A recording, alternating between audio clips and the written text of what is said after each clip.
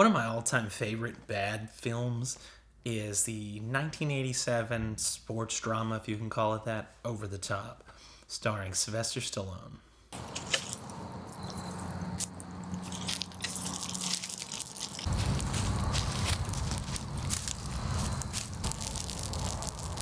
Over the Top, it's called a sports drama. Really, what it is Sylvester Stallone plays a long haul trucker who is on the outs with his son and his wife or ex-wife and her family. And what he does to make money on the side is he arm wrestles. And as part of that arm wrestling, it leads him to the World Championship arm wrestling competition in Las Vegas. The film opens with his son Michael being at a military academy, and Sylvester Stallone's character Lincoln Hawk takes his really crappy truck. He shines it up a little bit, and you see him shining it up, shining all the emblems, cleaning the windows and stuff. And then when he drives off to go to pick up his son at this military academy, he's late, and his truck still looks like it's dirty. So he gets there, picks up his son. His son doesn't believe that's him. He's like, "Who are you? I've never met you," because he's spent the past 10 years not living with Sylvester Stallone's character, because there is an issue with the grandfather who doesn't like him at all and didn't want him to be with his daughter, Sylvester Stallone's wife in this instance, to begin with. So he goes, picks up the kid. The kid's kind of like, "I don't want to go with you, Dad. I don't want to go with you." And the kid's just really kind of a little shit to him the whole time, mean, doesn't really want to listen to him. It's like, "You abandoned me, Father. How dare you do that? Why did you do that? My grandfather was right. He told me all this bad stuff about you." But they start to kind of bond along the way, and it's one of those films that gives you a little bit of father-son time to kind of show the relationship that grows when there wasn't anything there to begin with. They don't have a life together. They don't really know each other. So while they're driving out to California, see his mother, who's in the hospital at the time, waiting for like a heart surgery or something like that. It shows a little bit of bonding as they drive. The grandfather, of course, doesn't want Sylvester Stallone's character anywhere near his grandson, and a couple times in the film he says that my grandson is the only family that I have. I'm not going to let you take him from me. It's kind of a reference to, every father's fear is that their daughter goes off, gets married, and they lose that child or that relationship they have with that child, be it a daughter or a son in this case. So the grandfather sends some of his associates to go kidnap the kid from Hawk while they're on this trip. They stop at a diner, get some food, and then Hawk's making a phone call to talk to his wife, the kid's mother, before she goes into a heart surgery. And while he's talking to him, the associates grab the kid, get in a truck, take off, and Hawk sees it and runs after him. He hops in his truck, runs him off the road into kind of a salvage yard, ends up wrecking the truck. Those two guys, of course, don't want to get caught kidnapping a kid, and, Sylvester Stallone is Rocky, Rambo, so they get scared and run off like little bitches like they are. Well, this kind of endears him to the child at this point because he did kind of risk himself, injury, and his truck, which was the only thing of value that he really had, to get the kid back. And as they're driving along, the kid starts talking noise to him again, telling him how he's not very good, how you just left me, how he's smart, and, he can understand why this truck driving may be the only job that he can do. So Sylvester Stallone has a cute little moment where he's like, "All right, you're going to drive the truck." Pulls over, lets the kid get in the seat, and the kid takes off, a 10-year-old driving a Mack truck down the street. It is kind of an odd scene, and it's like, oh, okay, yeah, the kid's driving the truck, and you see him, it looks like he's like driving down the interstate. It's like, oh, okay.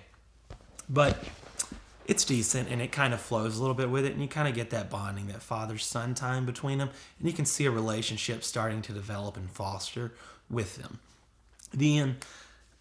Once they arrive at the hospital, it's found out that they're too late, that the mother has actually died during complications from the surgery, and the boy doesn't take it well. He looks at his dad, looks at Hawkins, and is like, "Because of you, I'll never get to see my mother again. You're the cause of all this. If I would have just got on the plane like I was supposed to and flew to California, I would have seen her. But I didn't. It's all your fault."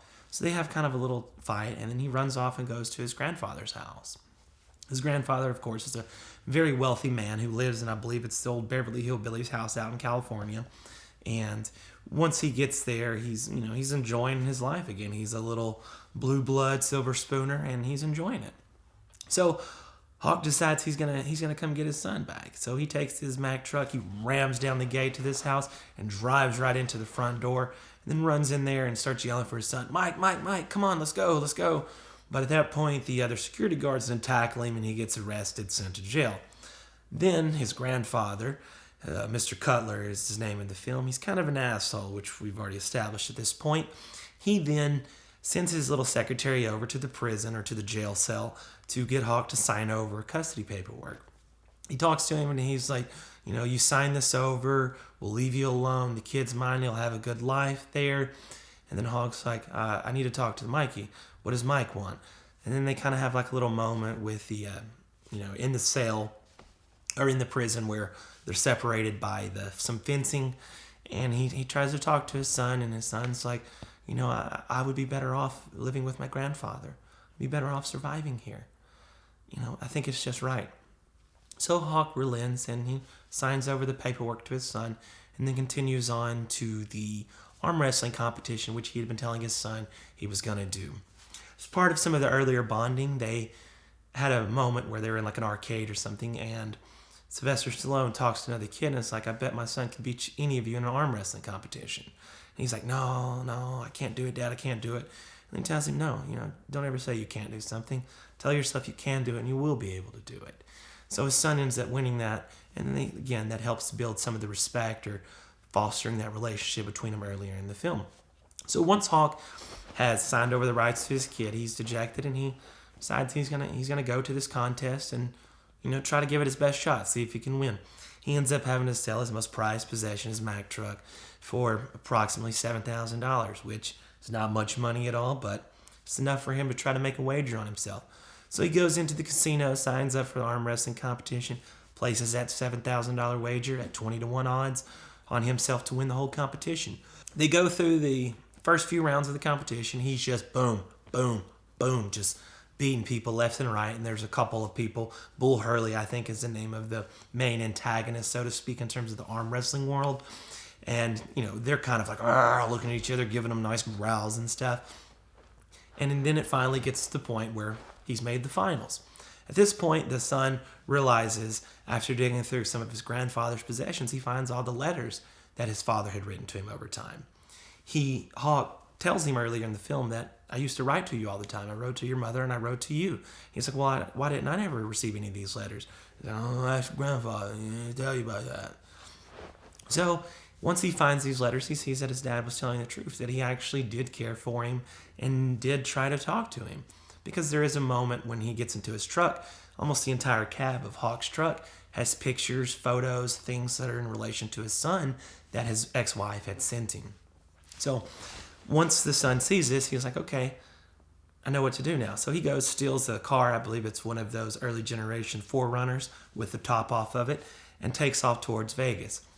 Of course, the grandfather then sends out his minions to go pick him up while flying to Vegas himself to try to head it off and in turn talk to Hawk to try to talk him out of it.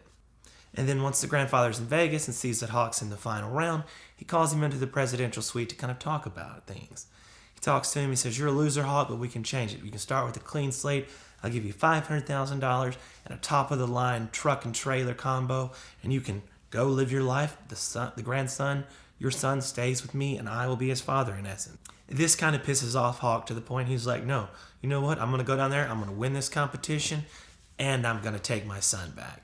So Hawk goes down and walks through a large open lobby with a lot of product placements. Pepsi, Alka-Seltzer, gotta love those too, are pretty much everywhere. In fact, there's a couple guys wearing Alka-Seltzer shirts, and it's a little bit much, along with a lot of the lens flares, really bright lights and things like that. It kind of throws you out. It seems like it's more of a carnival that's going on at this arm wrestling competition than what you would typically think of, which is just very macho, overly masculine men just basically trying to show off, beat each other into a pulp with the arm wrestling, just taking it too far.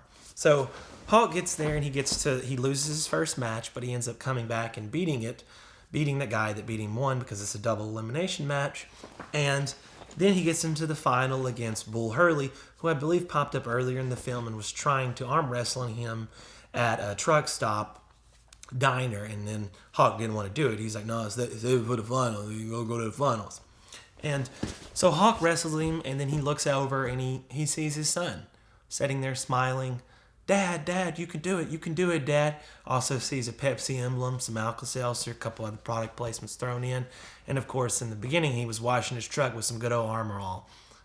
Gotta love these movies, man. The 80s was a great time for this.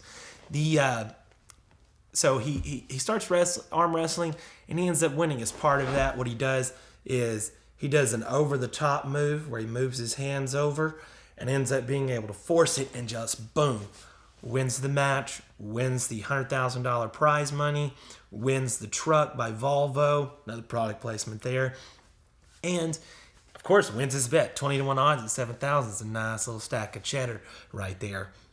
So as he's sitting there celebrating with his son, lifting him up on his shoulder, he looks over and he sees, the grandfather's kind of silently looking at him, nodding his head.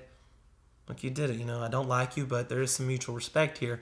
And then Hawk and his son get in the truck and drive off into the sunset to live their new life. The only promise that he can have is that they would have each other.